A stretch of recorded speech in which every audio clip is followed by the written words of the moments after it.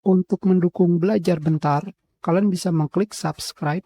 Halo, selamat datang di Belajar Bentar. Sekarang kita akan belajar mengenai cara merapikan dan mencari dokumen dengan tag. Langsung saja, di antara ketiga dokumen ini terdapat tag. Untuk menampilkan apakah dokumen kalian terdapat tag, kalian bisa menggunakan View Detail Pane.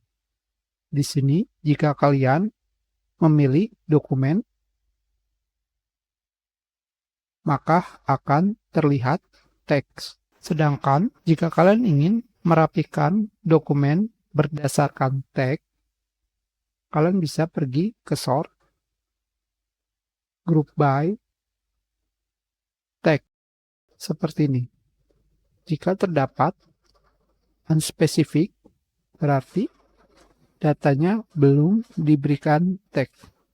Sekarang, bagaimanakah cara agar mencari dokumen berdasarkan tag? Caranya adalah kalian bisa pergi ke search di sini. Sekarang kita ketikkan misalkan nama dokumen, tetapi di sini tentu saja karena hanya terdapat 3 dokumen, kita bisa mencarinya dengan mudah. Bayangkan jika di komputer kalian memiliki beribu-ribu dokumen. Selanjutnya, kalian tinggal mengetikkan teks, tanda kolon, hanya seperti ini saja.